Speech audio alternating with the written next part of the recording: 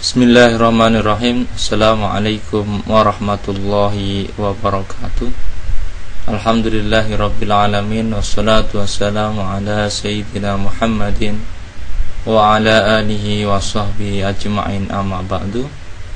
Saudara-saudara yang berbahagia, alhamdulillah pada kesempatan kali ini kita bisa bertemu kembali untuk membahas kitab Aqidatul Awam. Kita sudah bahas pada kesempatan yang lalu sifat wajib bagi Allah yang ada 20. Pada kesempatan kali ini kita akan membahas bab yang lain dari kitab Aqidatul Awam, yaitu bab tentang sifat jaiz bagi Allah. Namun sebelum kita membahas lebih lanjut sifat jaiz bagi Allah ini, mari kita mengikuti dulu bait-bait atau mandumah Aqidatul Awam dari pertama hingga sifat jaiz yang akan kita bahas pada kesempatan kali ini. Silahkan disimak dan diikuti. Abda'u bismillahi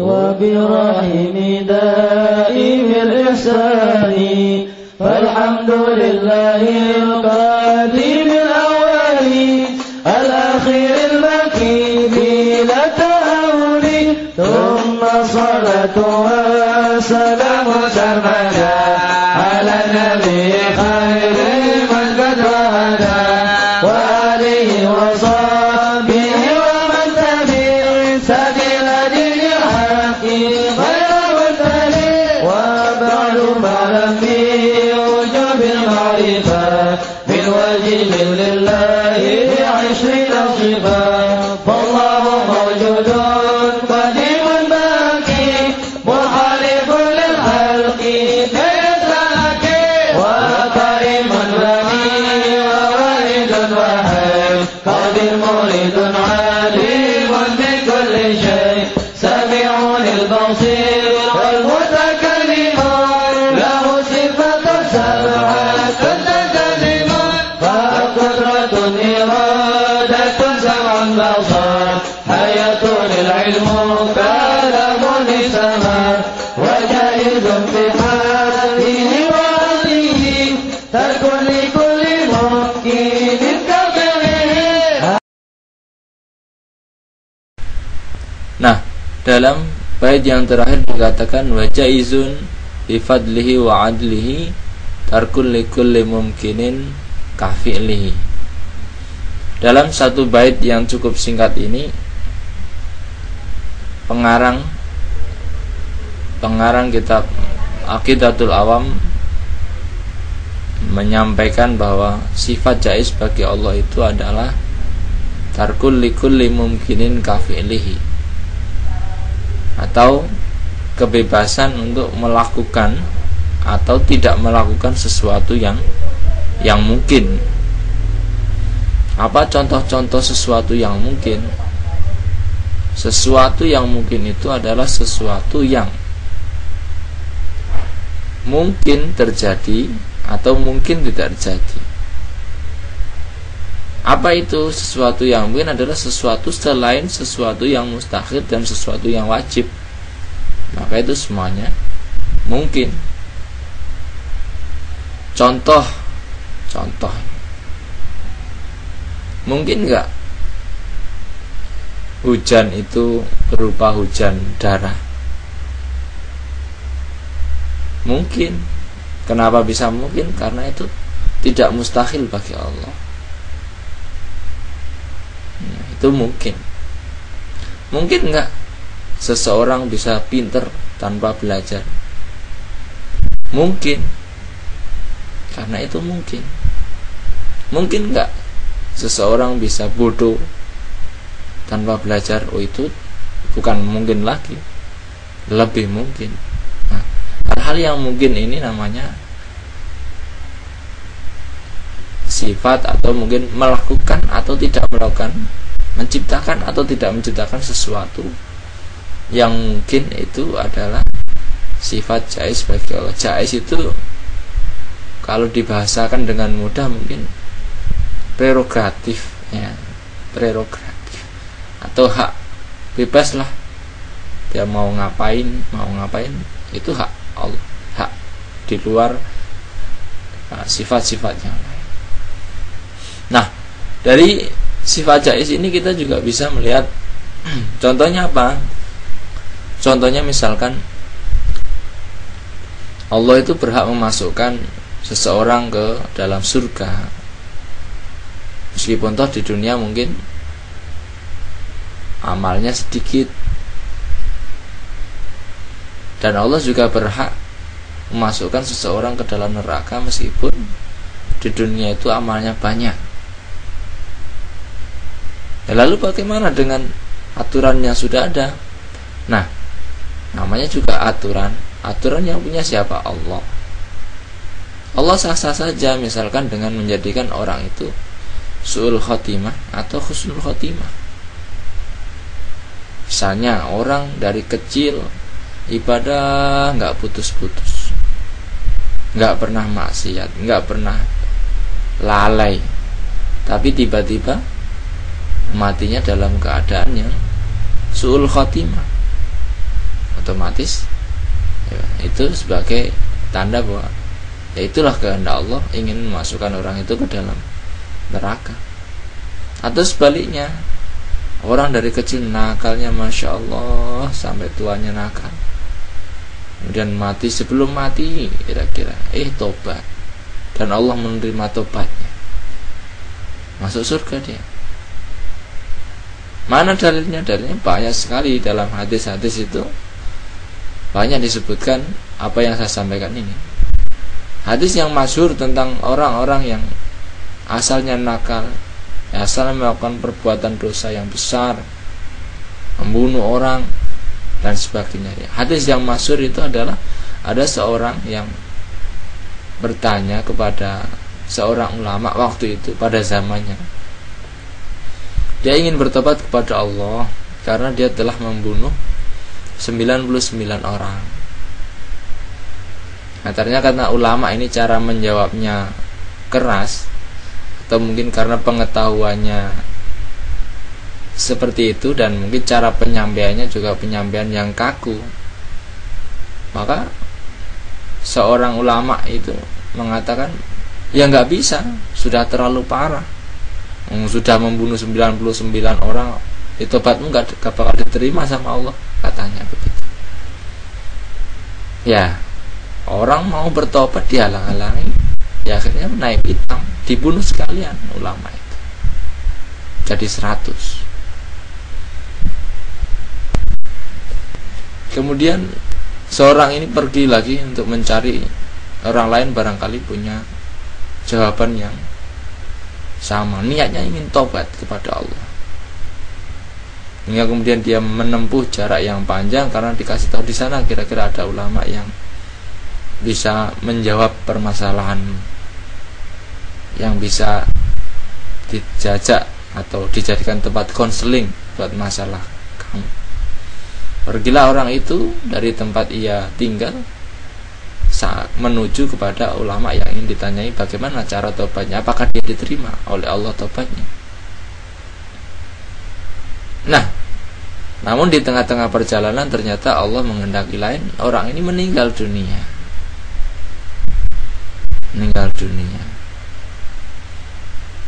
Lalu malaikat ini bingung, ini jatah siapa?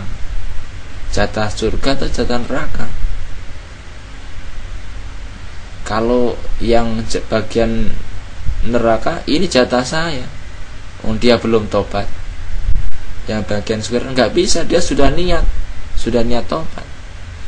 Akhirnya para malaikat ini tidak bisa memutuskan, hingga dibawalah kepada mahkamah yang agung, bukan mahkamah agung di dunia ya, mahkamah agung yang bisa berubah-ubah putusannya, yang mungkin bisa dibelilah kira-kira keputusan hukumnya, tapi dibawa kepada Allah Subhanahu wa taala, mahkamah yang paling agung.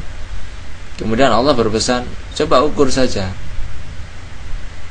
mana yang lebih dekat dia meninggal atau tempat dia meninggal dengan dia tinggal atau rumah tinggalnya, atau dari tempat meninggal kepada apa yang akan dituju untuk bertobatnya. Lalu apa yang terjadi? Nah, disinilah ternyata tempat dia meninggal dengan tempat yang akan dituju itu lebih dekat. Maka Allah mengizinkan orang itu masuk surga.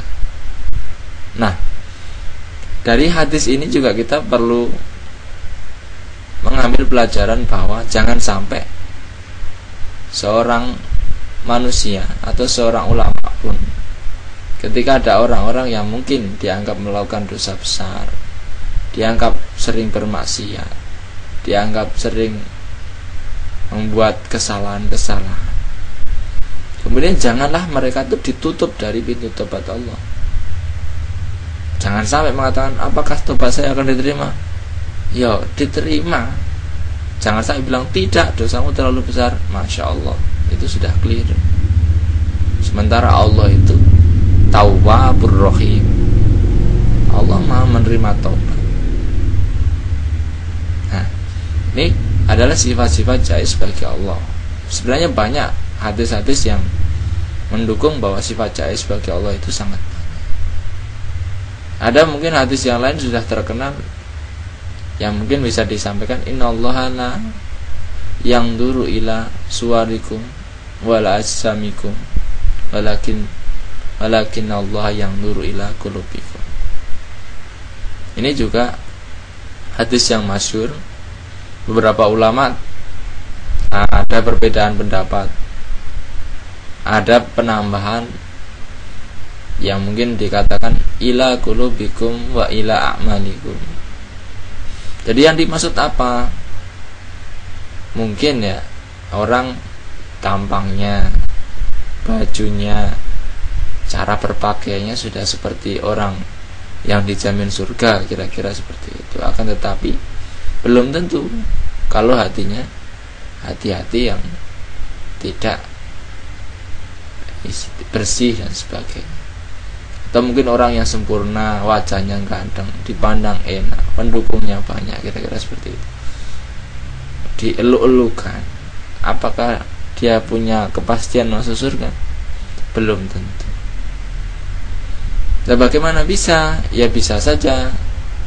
Contohnya apa? Contohnya para nabi sudah jelas. Nabi-nabi yang soleh itu ada yang pengikutnya banyak, ada yang pengikutnya sedikit. Ya, musuh-musuh para nabi itu ada juga yang pengikutnya banyak, ada yang pengikutnya sedikit. Nah, sebenarnya banyaknya pengikut atau banyaknya follower kalau bahasa sekarang itu tidak menjamin kebenaran seseorang, kebaikan seseorang maupun surganya seseorang. Itu tidak menjamin. Terkadang orang-orang yang menyepi, orang-orang yang tidak terkenal, orang-orang yang tidak di-follow, itu terkadang yang dikehendaki Allah. Karena apa? Ya karena sudah ada tugasnya masing-masing. Nah, dari bait Aqidatul Awam itu jelas sekali bahwa wajaizun bifadli wa adli tarkul likulli mumkinin kafili. Contoh yang lain, ada orang yang mungkin sekolahnya cukup, dibilang cukup itu maksudnya mungkin ya sarjana, akan tapi tidak sampai profesor, doktor.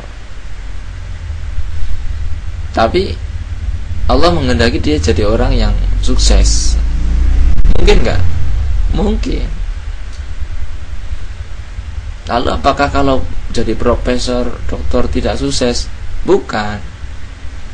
Bisa sukses, mungkin juga sukses, mungkin juga tidak. Jadi semuanya itu mungkin. Maka kadang-kadang kita jangan sampai bergantung pada sesuatu selain Allah. Jangan sampai kalau saya jadi dokter pasti sukses. Ya semoga sukses, tapi tidak pasti. Itu mungkin sukses. Maka bagi saudara-saudara yang mungkin, ini mungkin karena bahasanya mungkin, bagi saudara-saudara yang mungkin kondisinya tidak melampaui kemungkinan atau tidak melampaui standar, saya pikir kita tidak boleh kemudian pesimis kepada Allah. Saya cuman SMA Ustaz, masa bisa sukses? Loh, keliru. Karena kemungkinan itu ada. Lah memang mungkin Allah membuat saya kaya Ustaz dalam keadaan seperti ini. Mungkin. Semuanya mungkin. Yang tidak mungkin apa? Yang tidak mungkin itu yang sifat mustahil bagi Allah, itu yang tidak mungkin.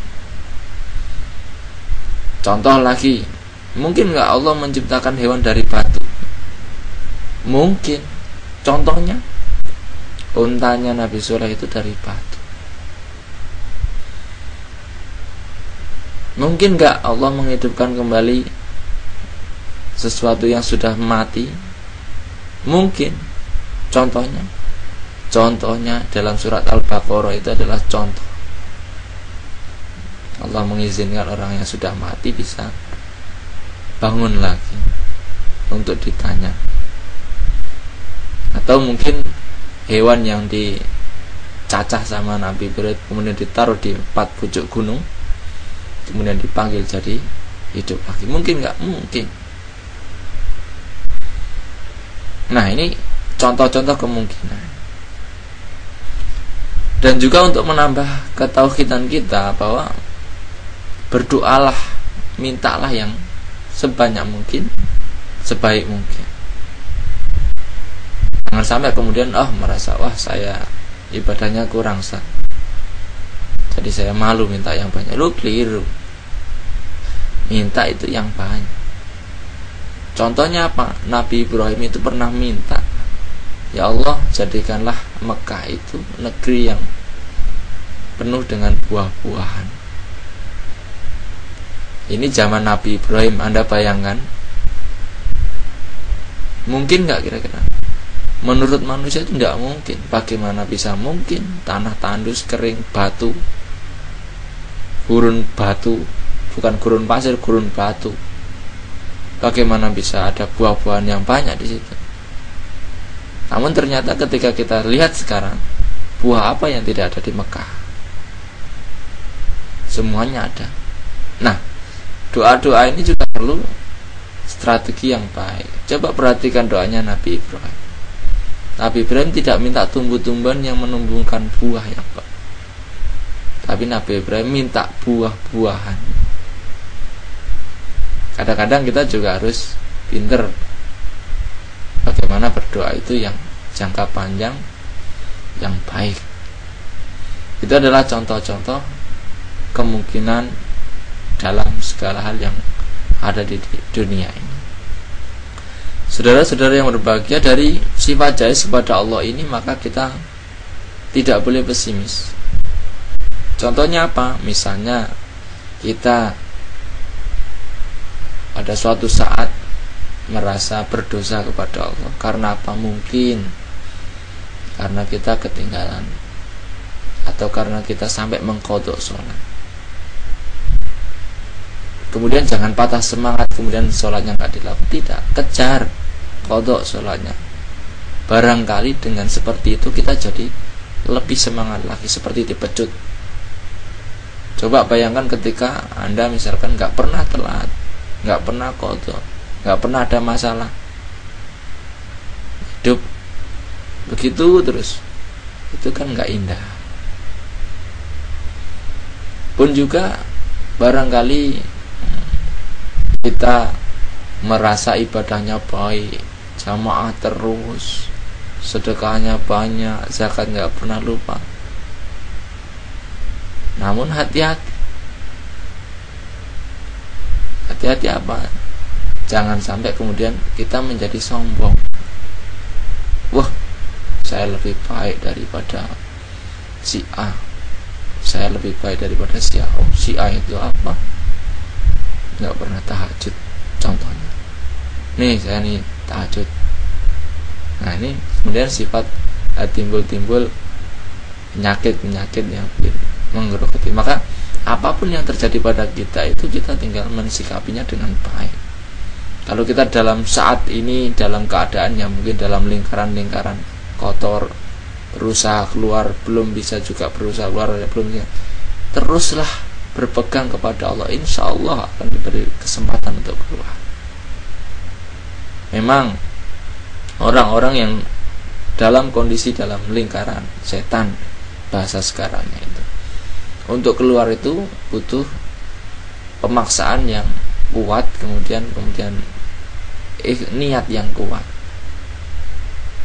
Nah ini kadang-kadang banyak orang pengen berhenti dari sesuatu yang dianggapnya sudah buruk, tapi tidak bisa, balik lagi terus menerus. Tapi insya Allah pada suatu saat orang itu akan diberi kesempatan untuk bisa keluar dari lingkaran itu. Pun juga mungkin kita tidak dalam kondisi pada lingkaran yang negatif, namun kita mungkin kurang semangat dalam hal-hal yang khusyuk. Contohnya apa? Contohnya nih pengen sholat yang khusyuk contohnya, tapi nggak bisa. Kenapa? Ketika sholat ingat kambingnya, ketika sholat ingat siapa, ketika sholat tiba-tiba HP-nya berdering atau bergetar karena dibawa di saku dan dikasih nada getar gitu. Ini orang-orang yang sholat kemudian membawa HP dan HP-nya bergetar, itu ekspresinya macam-macam. Ada yang takut, ada yang grogi, ada yang seneng, ada yang bingung, ada yang mungkin cuek dan sebagainya.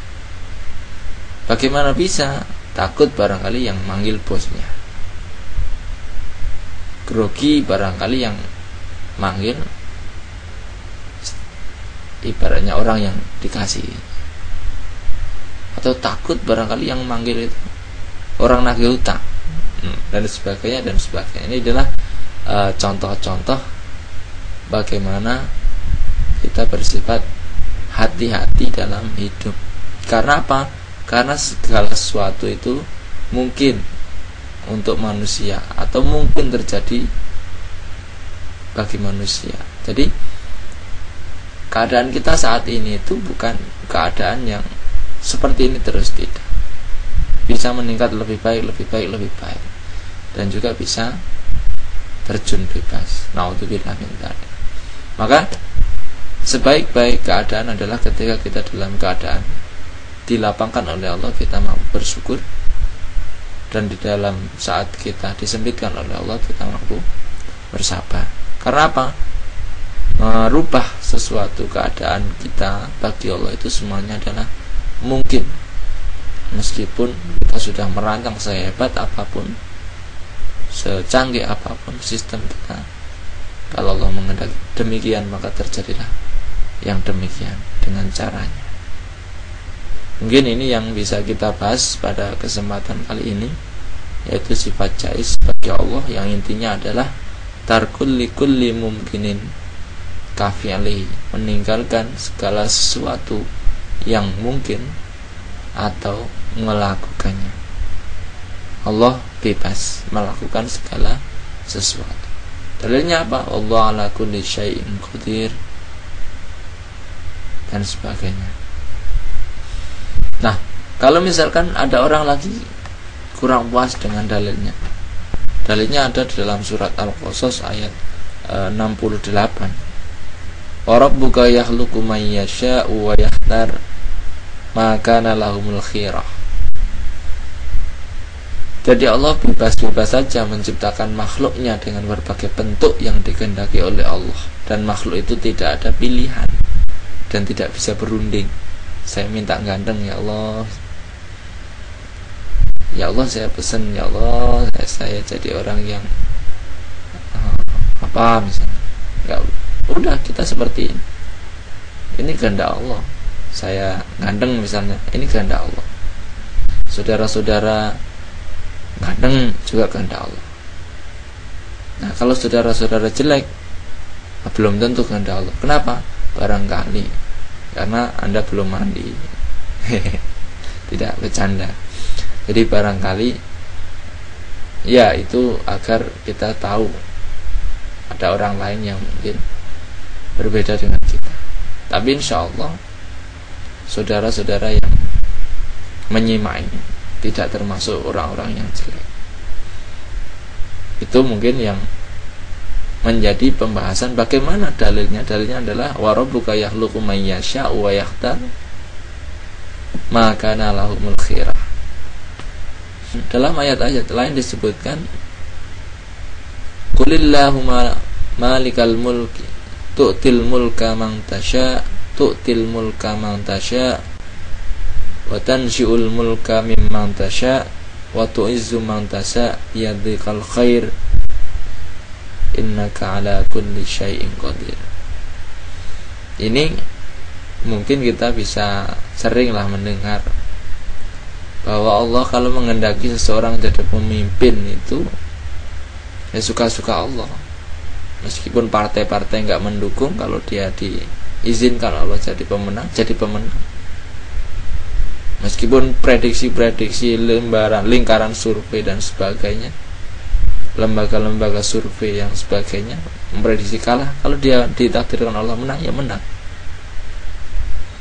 Ini adalah satu mungkin yang jelas-jelas termasuk sifat jais bagi Allah. Jadi unik ya kalau kita mengamati pemilihan-pemilihan dalam hal-hal yang mungkin untuk kepemimpinan. Itu unik sebenarnya. Kadang-kadang tidak disangka menang, kadang-kadang menang kalah.